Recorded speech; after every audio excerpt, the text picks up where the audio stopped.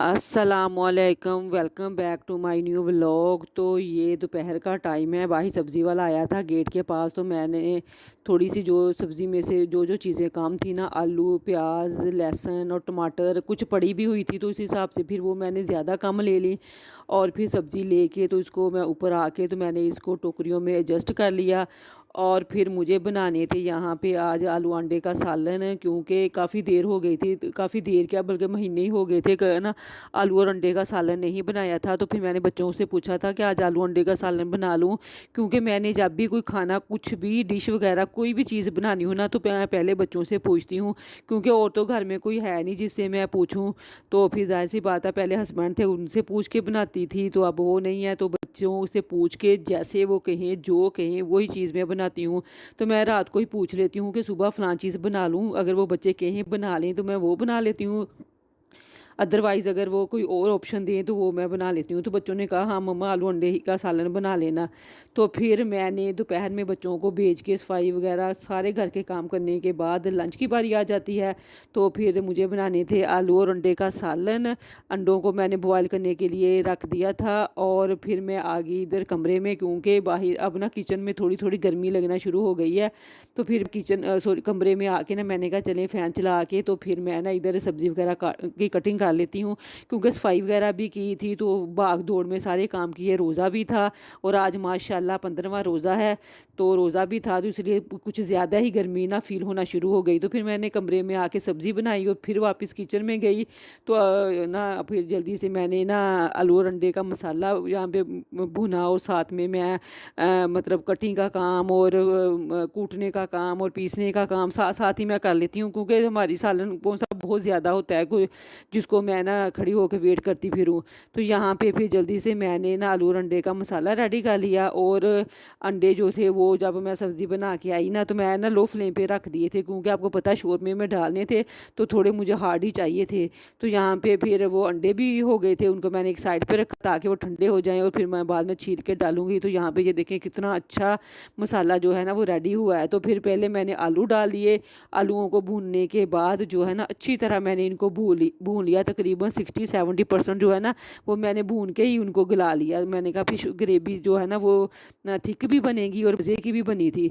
तो फिर जब आलू अच्छी तरह भून चुके तो उनके अंदर मैंने डाल दिया पानी। तो जब तक पानी को बॉयल आ रहा था, तो फिर मैंने अंडे जो है ना वो पहले मेरा इरादा था कि फुल डाल दूँ, फिर मैंने कहा नहीं, अगर कटिंग करके डालूंगी ना तो बहुत थिक सी ग्रेवी बनती है, और इतने मज़े के बने ना कि फिर उसके ऊपर मैंने सूखी मेथी, धनिया तो मेरे पास था नहीं, सब्ज़ी वाले से लेना याद भी नहीं रहा, और फिर मैंने ना मेथी जो थी वो डाल दी। तो इतना मज़े का मतलब सालन बना। तो यहाँ पे आपको पता है रमज़ान की वजह से बच्चे भी 12 बजे स्कूल से आ जाते हैं, तो फिर साथ ही मैंने एक साइड पे रख दिया सालन, ताकि ये और पकता रहे। जितना ज़्यादा आपको पता है ग्रेवी पके उतना ही उसका टेस्ट जो है ना सालन का ज़्यादा होता है। तो यहाँ पे फिर फटाफट मैंने जो है ना वो 2 रोटियाँ बना ली, क्योंकि मेरा तो रोज़ा था और बच्चे सुबह सिर्फ मुबीन दही पी के स्कूल गया था, और ईमान जो थी उसने हाफ एप्पल खाया था। उसके बाद जो है ना फिर मुझे, क्योंकि लंच के बाद अफ्तारी का भी थोड़ा एक आधी चीज़ बना लेती हूँ मैं। अगर चना चाट बनानी हो वो भी मैं दोपहर को ही बना के रख लेती हूँ। अगर दही बड़े वगैरह यानी दो जो चीज़ और अगर समोसियाँ और रोल बनाने हो उनकी फिलिंग वगैरह भी मैं करके रख लेती हूँ। यानी जितना मुझसे हो सके ना उतना काम जो है ना वो मैं दोपहर में ही कर लेती हूँ। तो यहाँ पे फिर बच्चे आ गए थे, उनके लिए जो है वो मैंने खाना रेडी कर लिया था और उनको खाना दिया। और उनको खाना देने के बाद मैंने यहाँ पे ज़ोहर की नमाज़ पढ़ी, और फिर मैंने कहा चले मुझे आज ना दही बड़े बनाने हैं। दही 2 दिन का पड़ा हुआ था, तो बाकी भी सारी चीज़ें पड़ी थी, मूंग दाल और चना दाल वो मैंने लैदा जो है ना वो भुगो के रखी हुई थी, क्योंकि मैं बड़े भी घर में ही बनाती हूँ और फुल्कियाँ भी। और इसके लिए जो दाल है उसको मैंने फिर मैश करके, तो जैसे दही बड़े बनाते हैं यकीनन आपको भी आते होंगे, तो इससे पहले जो है ना साथ साथ मैं ना चटनी भी बना रही थी, इमली और अब सिर्फ इमली और गुड़ की चटनी मैंने बनाई थी। और उसको थिक करने के लिए मैं डाल लेती हूँ कॉर्नफ्लावर, इतनी मज़े की चटनी बनती है ना। और उसके बाद जो है ना फिर मैंने बेसन की फुल्कियाँ बनाई थी और दाल माश और चने की दाल की जो है ना वो मैंने बना ली थी दही बड़े।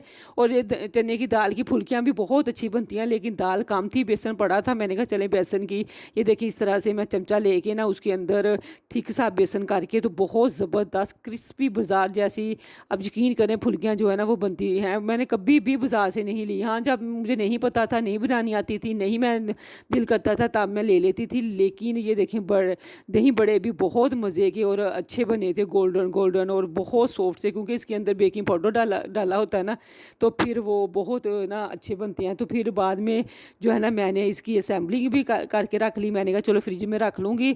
तो तकरीबन यहाँ पे ना 3:30 का टाइम तो हो ही गया था, 3:45 का। तो उसके बाद फिर मैंने कहा मुझे दूसरी काम भी करने हैं, तो मैंने इसको फुल रेडी करके डोंगे में इवन के मैंने ऊपर चटनी भी डाल के रख दी। तो बच्चों मुझे था कि बच्चे शाम को अगर मांगे गए भी ना तो थोड़े से निकाल के मैं उनको दे दूँगी, बाकी हम अफ्तारी में यूज़ कर लेंगे।